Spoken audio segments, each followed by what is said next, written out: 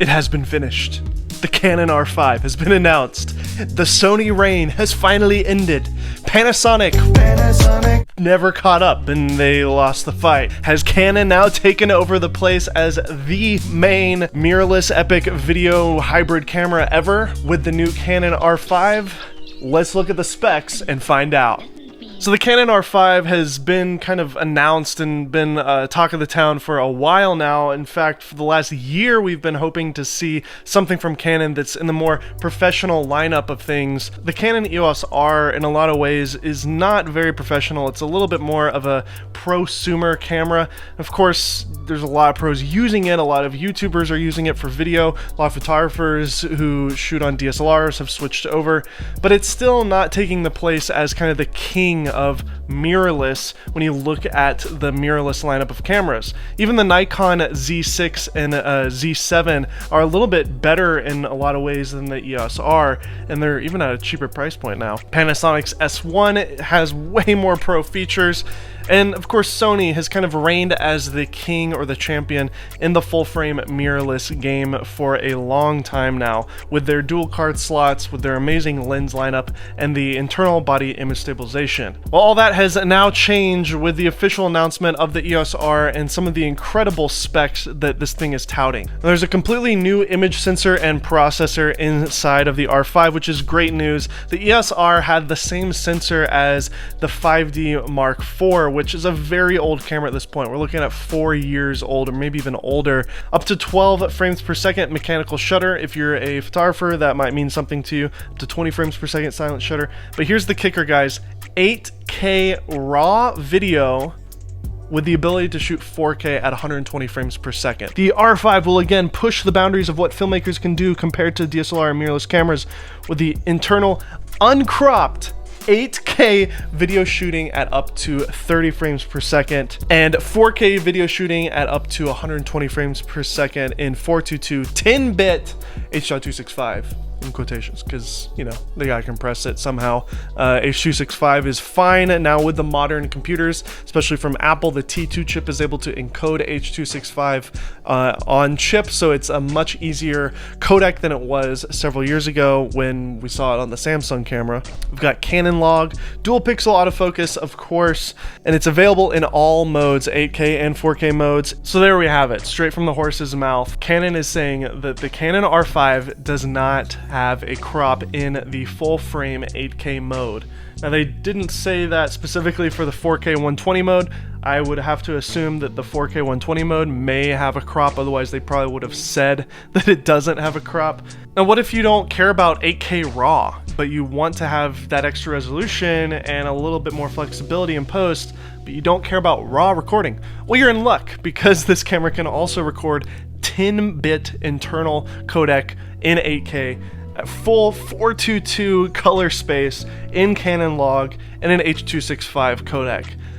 Oh my gosh, guys. Even Sony hasn't done this. The A7S Mark III has been kind of something that everybody has been dreaming of and hoping for the last, what, 2 years now, or even more, honestly. And we don't see anything from any other competition anywhere close to this in a mirrorless body. This is so exciting, guys, and I kind of can't believe that Canon is doing this of all people. Dual pixel autofocus available in 8K and 4K recording modes.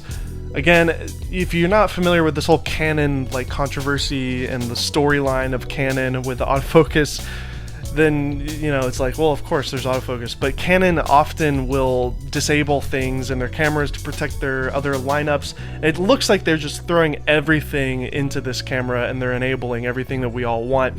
So the fact that we have autofocus in all the modes is great. The fact that they pointed that out is great. There might be some little subtle things there with that, but we'll just have to see when the thing comes out. There might be some sort of caveat to that, but according to this, 8K and 4K modes all have autofocus, which is great because the dual pixel autofocus in Canon is amazing. And then the final kind of kicker with this announcement, again, we've already known this, but it's just another kicker, is the fact that this camera is coming with a first for Canon, Ibis, internal body image stabilization. This is actually going to have stabilization on sensor, which is going to make this camera completely competitive now with every camera maker in the lineup that's in the game. Even Olympus, which I'm shooting this camera on right now, has amazing Ibis. The Sony system has very subtle Ibis, but it is there and it can get some of those little kinks out. If you're on a gimbal, for example, using Ibis on a Sony is great. It gets all those little subtle kinks out of your shot. And then from Panasonic, obviously, the GH5, the S1, they've got amazing stabilization. And when I reviewed and used the Nikon Z6, I found the stabilization on that camera to be really great as well. It's wonderful having Ibis in camera. It allows you to shoot on other lenses that don't have IS on them, and it gives you really nice smooth shots. We all know this already, but if you're a Canon person and you've never used Ibis, let me just tell you, it changes the game. And the reason that a lot of Sony shooters, Panasonic shooters have complained about Canon not having it is because once you have it, it's kind of hard to go back. Having Ibis that is good is really useful, and it's an amazing advantage now that Canon has it.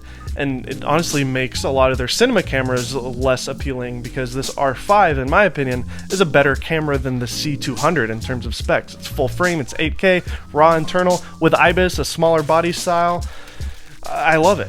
And then, of course, we finally have a dual card slot from Canon with a mirrorless system. This, again, is a first. The EOS R has a single SD card slot. This has a CF Express and an SD UHS-2 card slot, which is great. A lot of people who aren't familiar with the CF Express cards might be a little weary. They're very expensive. They're bigger than SD cards. But let me tell you, they are very reliable. I kind of like the chunk that they have to them. They are expensive. They'll continue to go down in price over time, but I would imagine that you have to have that type of card to shoot 8K internal on a camera like this, because that's just a lot of data, and a UHS-2 card slot probably can't handle that much resolution and that much data going into it. Now let's talk about the body of this thing. I really love the kind of girth that this camera has to it, if I may say so myself. It kind of looks more like a Canon 5D. It doesn't seem to be much smaller than a 5D, honestly. It might be slightly lighter. But what I love about it is, of course, you have the same flip screen that we love with the EOS R, so a lot of the video shooters are finally going to be happy with that, not dealing with the Sony little flip out screen. Having a true flip around screen is great. And one thing that I noticed that was a big pet peeve of mine with the EOS R is the placement of the mic jack. Now this sounds like such a subtle little annoyance, but I love it when camera companies think everything through and they make the ergonomics of the camera and the ease of use with the camera so much more practical for everyday shooting. And they put the mic jack in the right place, it seems, so that when you pull the screen out and you do a flip around, it's not going to interfere with the cable. The EOS R has a terrible mic placement, and when you pull the screen out and flip it around, it hits the cable. It sucks. I hate it. So like one of the big reasons that I don't like that camera very much. And then they've also included a joystick finally on the EOS R5. A lot of photographers prefer to use a joystick, even with the implementation now with touch on the screen. Having a proper joystick is just much better, and it gives you a little bit more control. It feels just more practical. It's kind of just a thing. It's just kind of a niche that, you know, photographers need to have that feel. You know, it's like a motorcycle rider that prefers to have a clutch on a thing. I don't know anything about motorcycles. Why am I talking about motorcycles? But you know what I mean. It's just nice to have a mechanical button that actually does the thing that you need it to do. Now, if I'm going to point out just one little pet peeve with the body that I'm not a huge fan of, is the fact that they're still lacking a proper dedicated ISO and white balance button on the top of the camera. And it looks like they're using the same kind of mode switch dial thing that I hate on the EOS R. I really want a proper mode dial that you're used to on most cameras, just to manually switch the mode from video to photo or whatever. And if you're going to remove the mode dial, then give me that nice little photo video switch that you have on the DSLRs. The 90D, I think even the 1DX Mark III has that. I love the ability to just go switch photo, switch video, and have the ability to change between those so quickly. Having it all with software, using that little mode button on top and then scrolling and hitting info, I just don't like it. If you've never used the EOS R, you might not be aware of what I'm talking about, but it is kind of an annoyance with the camera. I really want a dedicated ISO and white balance button. Those are kind of little pet peeves of mine because I'm always shooting manual everything. I shoot manual ISO, I shoot manual white balance. Now, we still don't know the price point on this thing, and I would have to say that this is probably going to come in at a very hefty price tag. My guess, let me just say this now so that you guys can quote me on it. My guess is that it's going to be $49.99, $5,000, which is still coming in under the price of a 1DX Mark III, which kind of makes sense. The DSLR is doing things for photography that this camera doesn't do. It's even more of a niche market, I think. So having this priced a little lower than the 1DX3 but not much lower makes sense. And then now I think it's actually more expensive than a C200. I think the C200 is doing $1,000 rebate today, so you can buy a C200B for $4,000. So I wouldn't be too surprised if this was coming in at the starting price point of $5,000. Then as the life of this goes on, it might drop down to $4,000 and then maybe even $3,000 eventually. But I do think this is going to be an expensive camera from Canon because it's doing so many things that no other camera has ever done from Canon. No other camera in general has ever done. We've never seen 8K RAW in a camera of this size. The only camera that really comes close is the Red, which is going to cost you like $40,000, $50,000.